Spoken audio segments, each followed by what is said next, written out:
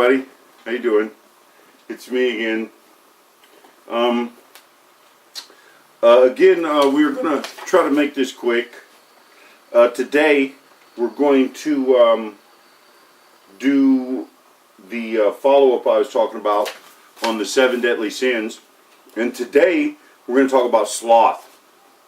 Because I'm finding out now that as I research this, I'm finding out that sloth in a lot of areas is pretty much what this society is about now.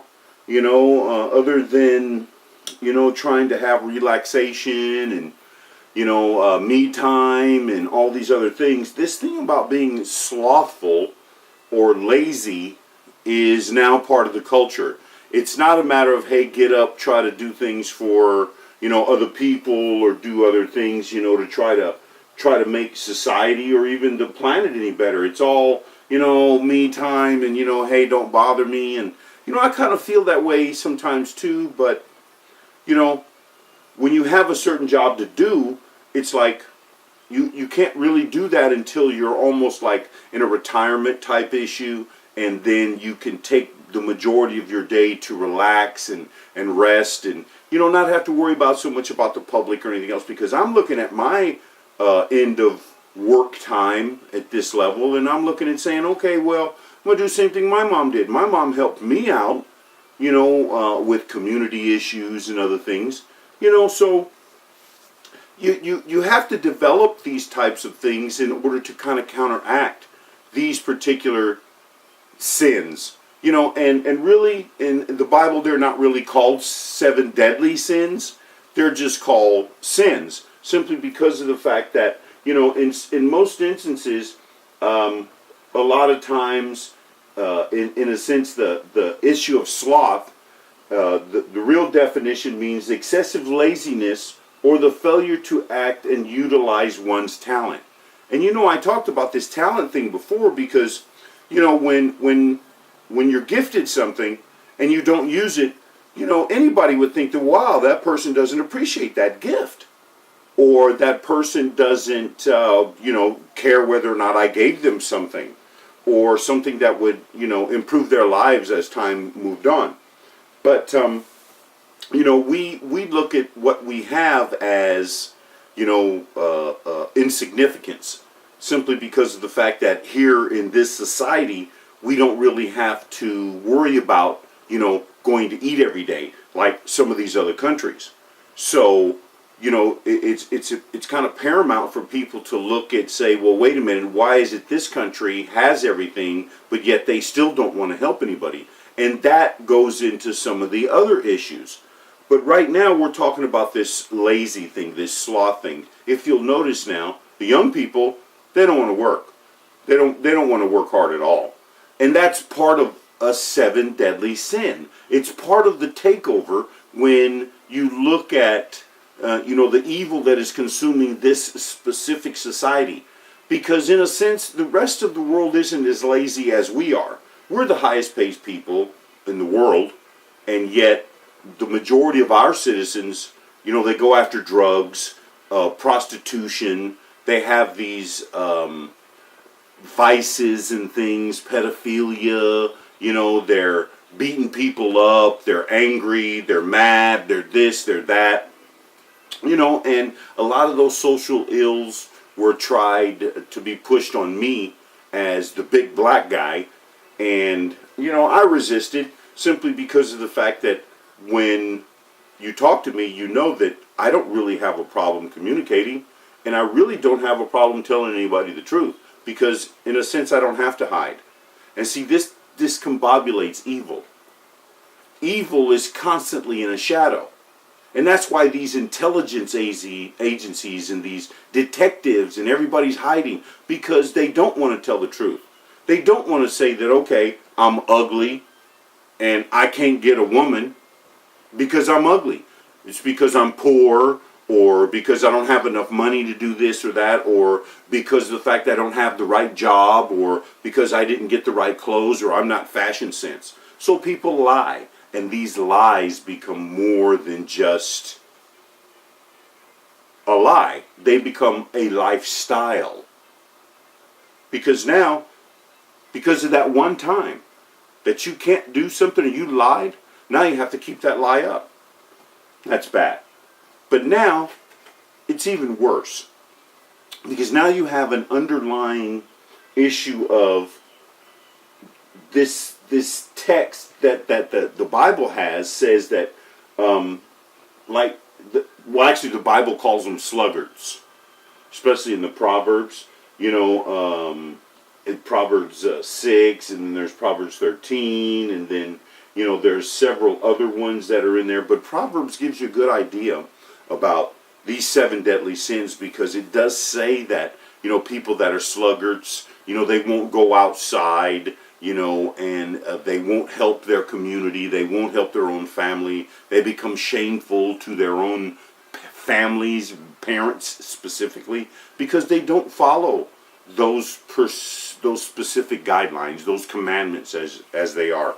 So you got to kind of look at it and say, well, wait a minute, what are these people doing? So here's one of the scriptures, and this one here is Proverbs 13. It's about the sluggard. It says, the soul of the sluggard desireth, and hath nothing. That means you got nothing, but you desire, you want something, but you won't get up to get it. And it says, but the soul of the diligent shall be made fat. So that means, so when you're actually doing something and you're making sure that you're diligent in your behavior, that means that it's consistent. That means that, when you wake up in the morning, you begin your search. Not at night, because at night, as Proverbs will tell you, these are people that are laying in wait. You see, and this is all part of an issue that should have happened in our society, but it didn't. Our society gives you vague understandings of what should and should not be. But I want to bring these specific issues simply because I want to help you realize and begin to recognize the fact that when someone is not able to progress daily, that means I don't care whether it's 2 more push-ups than I did 2 days ago, or whether it's the fact that I actually contacted maybe 1 more person than I did 2 days ago, or maybe now at some point I've begun a better hygiene program than I did 2 days ago. Simply because of the fact that that one instance, and it stays within your diligent level, it changes. It makes these specific issues irrelevant when it comes to the consequences of these sins. Here we go. The next one that I got is from Proverbs 2. Proverbs 24, 32, it's 33 through 34. A little sleep, a little slumber, a little folding of the hands to sleep. These are sluggards. These are people that are lazy and slothful. Okay? These people want to sleep. These people want to slumber. It says, so shall thy poverty come as one that traveleth, and thy want as an armed man. Oh yeah, you're going to want. And because you don't understand, let me give it to you. You see, when you fold your hands and you sit and you do nothing, you become poor. Now think about that. Think about now the fact that the poor is involved in this, and this is how you become poor, is because you're not around those people that have those monies. You're not around those people that are, in this term, the first tier people that are involved with those monies directly from those wealthy people. You see, you have to align yourself. You have to put yourselves in these categories. If you don't know that manufacturer, that rich person, then you got to find out who's in his company. Get to know them and who's in that person's company. And again, it's all part of a worldly issue. But even here, here we go. As our society, creates this issue of you have to have, and you have to success, and you're not worthy unless you have these things. You see, when it comes to the sloth and the lazy person and the people like our children now that expect you to do things for them, see, they believe that at some point or another they've already done the work simply by being there. And see, that's what lazy is. See, because my parents on Saturday mornings, oh no, you bet not fight, you bet not do nothing. But as our social fabric breaks down, So you can't wake your kids up in the morning because they'll call protective services on you because you can't beat their butts to get them out of bed. So now you submit. Now that they won't get up in the morning, now why go to school? Why go and learn anything extra? Why? You've already let me sleep. But see, this is what it is. And these are where the breakdowns occurred. Of course, no, you didn't want to have your children beat. I understand that. I didn't want to be beat. But guess what? My parents whooped me. Why? Because I did things wrong. I didn't do what they were told, what I was told. I didn't do what they told me. So I got my butt whooped. But now, and thanks to evil, I call it evil simply because discipline is a way of life. And the fact that being a passive or a liberal or a mommy only gets our country into the situation it's in right now because nobody wants to fight. And guess what? You're going to have to. Because now you're just going to be poor. Why? Because you're lazy. You're slothful. So here's what happens. Here's one of the other ones. One of the other issues, and this is one of the verses from the Bible. This is from Romans 12:11. And it says to not be slothful, not slothful in business, fervent in spirit, serving the Lord. Okay, now that's all part of, scripture issues. But I'm not a scripture person. I can't even remember these things unless I actually have them in front of me. So I do understand that, when you have a development to where, you have to get something done. And believe me, I'm just as guilty as the next person. But the whole issue is this sloth thing has created not only just a problem in our children, it's created a problem for our healthcare system. Because now you got people that don't want to play baseball. Now you got people that don't know how to throw a frisbee. Now you got people that don't even want to go outside because it's too hot or it's too cold. And again, that sun has been there forever. Now all of a sudden, it's other people that have made it a priority that your skin problems are going to be bad. I haven't put nothing on my skin ever. Actually, I don't even put lotion on my skin anymore. Because I expect my skin to react to this environment. It will, and it has. Otherwise, I wouldn't be looking the way I am at the age I am. So, my opinion is, and I have somewhat of an agreement here, even though our society craves this ease and luxury thing, the best way to overcome these type of issues is with zeal and, I said earlier, diligence. Diligence is a good way to make sure that you can continue to get up every day and fight that good fight. That means don't stay home every day for 8 hours a day. I do it a lot sometimes because of my injuries now. But, before this happened, you wouldn't catch me inside. No, I'm outside. I'm working and I'm going places. I'm seeing people. I'm doing things. Why? Because I'm going to fall up on something that's going to actually help me in the future. So, if we look at this correctly and we say to ourselves, okay, how are we going to move ourselves into a situation to where we can be a help to the kingdom?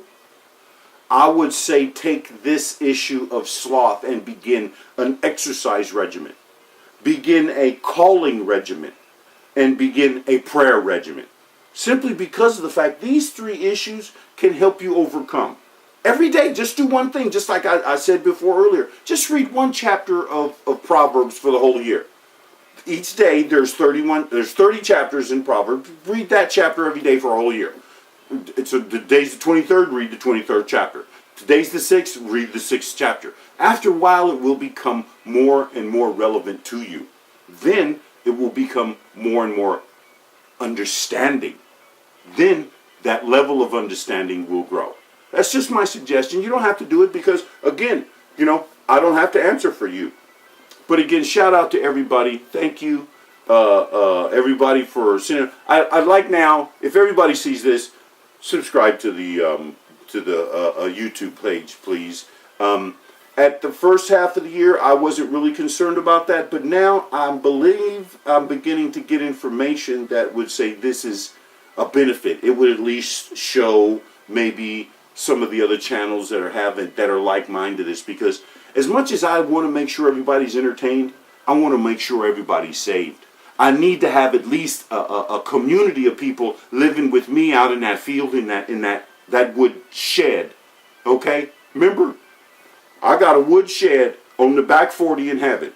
I need some people to help me over there. Subscribe, and let's make sure that we get in together, because I believe I can help. I know I can. And I want to pray for each and every one of you, as I hope you pray for me. Remember, don't be lazy. Being in these issues, not going to help. God bless you. Thank you. And, hey, I'll see you next time.